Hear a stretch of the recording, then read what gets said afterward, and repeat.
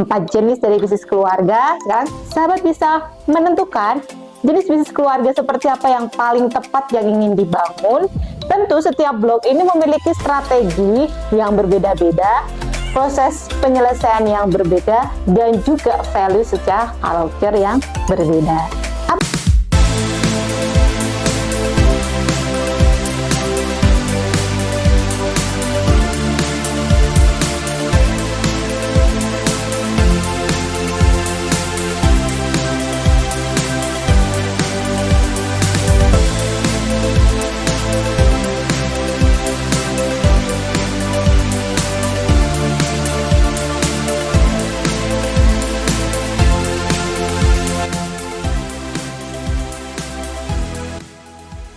Gimana setelah kita tahu map dalam bisnis keluarga, bentuk-bentuk bisnis keluarga, sekarang kita masuk ke apa sih peran keluarga di dalam bisnis ya.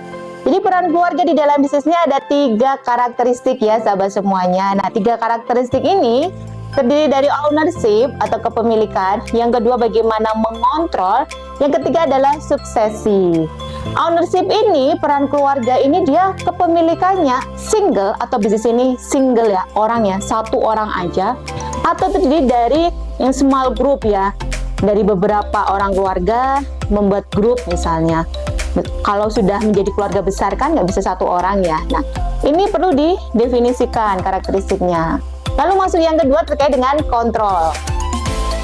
Kontrol ini, apakah sebuah bisnis keluarga ini akan dikontrol oleh pemiliknya langsung, ya dia bisa memberikan kontrolnya, mengontrol semuanya, atau dari sisi manajemen. Jadi artinya pemilik ini ya nggak usah ikut-ikutan ngontrol ya, khusus cukup dapat laporan aja dari manajerial, bagaimana kondisi perusahaan dan yang lain sebagainya.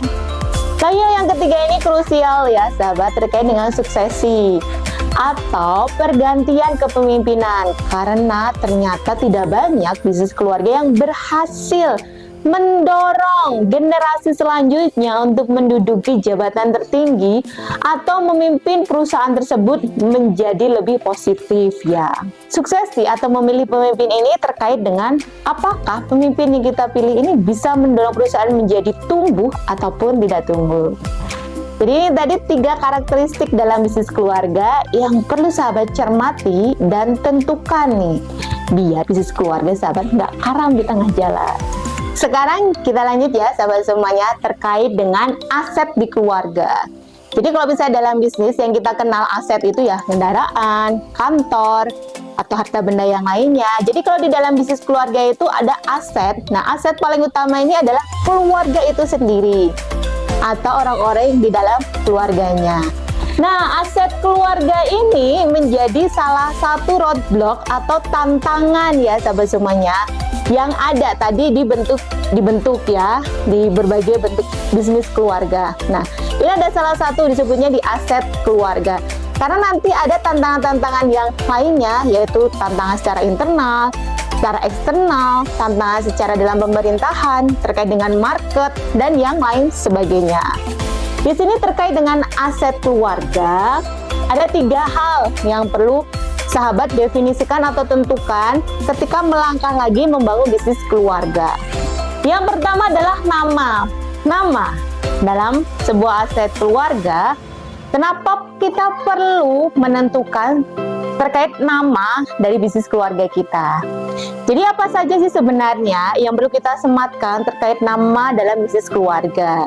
Jadi nama bisnis keluarga ini perlu mencakup 2 hal ya sahabat. Yang pertama, nama keluarga itu sendiri. Jadi kalau misalnya sahabat namanya Prawiro Harjo, nah sahabat bisa menggunakan nama bisnisnya yang ada kata-kata tersebut ya. Bisa di brandnya, ataupun bisa di perizinannya, di aktanya, dan yang lain sebagainya.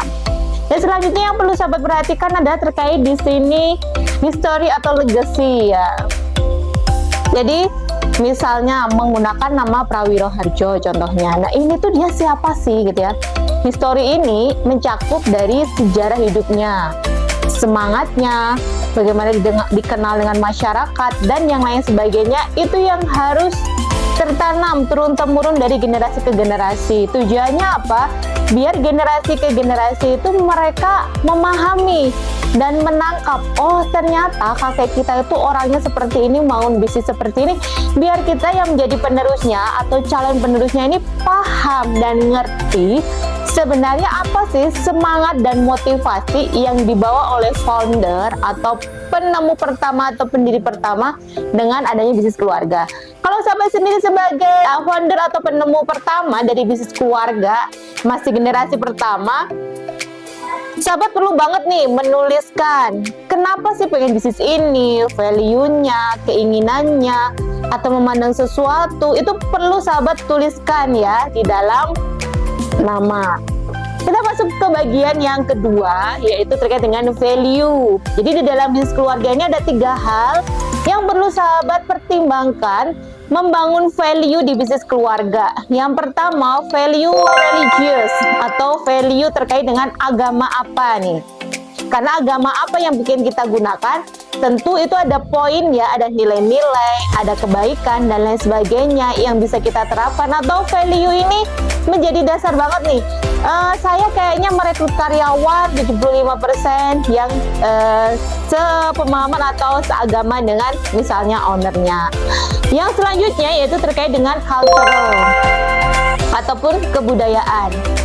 Jadi value atau kebudayaan apa yang dijaga nih, yang diperhatikan, diterapkan di dalam bisnis. Nah, culture atau budaya ini bisa menyangkut tadi terkait culture di dalam agama tertentu, ataupun suku tertentu atau negara tertentu.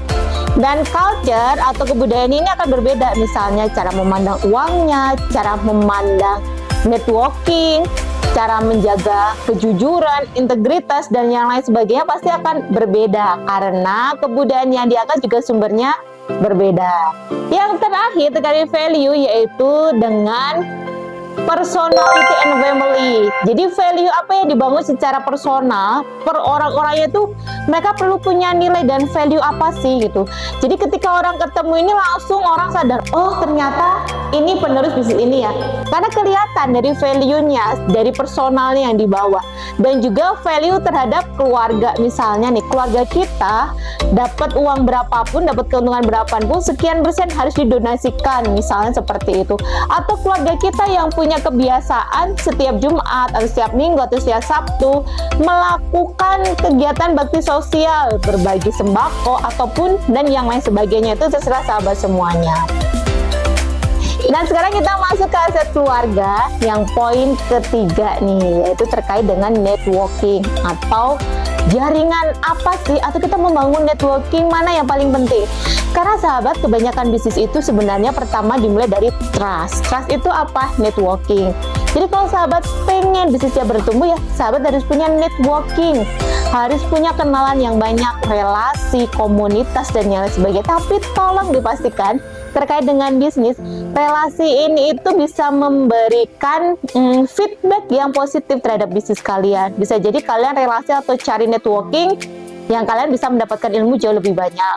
Terus bisa jadi kalian mencari relasi atau networking yang bisnisnya sejenis. Nah, itu jenis-jenis networkingnya. Sedangkan kalau di sini jenis networkingnya itu ada 3. Yang pertama terkait dengan pernikahan, yang kedua ini terkait dengan bisnis, yang ketiga terkait dengan politik. Jadi pernikahan antar keturunan, atau bisa sahabat nanti punya anak, itu akan dinikahkan dengan yang seperti apa, apakah sesama bisnis atau berbeda dan yang sebagainya, itu terserah sahabat ya, karena yang mendesainnya sahabat sendiri. Dan selanjutnya terkait dengan bisnis, relasi bisnis seperti apa yang perlu dibangun itu perlu didefinisikan, tapi bukan berarti kita langsung menolak ya, tidak mau berteman atau membangun relasi yang tidak masuk ke dalam jangkauan rencana kita. Ya bisa berelasi di mana saja, tapi kita punya target yang perlu kita capai, yaitu kita punya target pengen membangun networking atau relasi dengan orang-orang tertentu. Yang terakhir adalah politik. Kalau sahabat pengen punya asosiasi ke politik ya silahkan, tapi kalau misalnya sahabat pengen bersikap netral, itu juga menjadi pilihan sahabat sendiri. Bisnis keluarga itu mereka bisa bertahan berapa lama, dan kenapa hanya sedikit banget bisnis keluarga itu yang bisa bertahan dalam waktu 100 tahun lebih.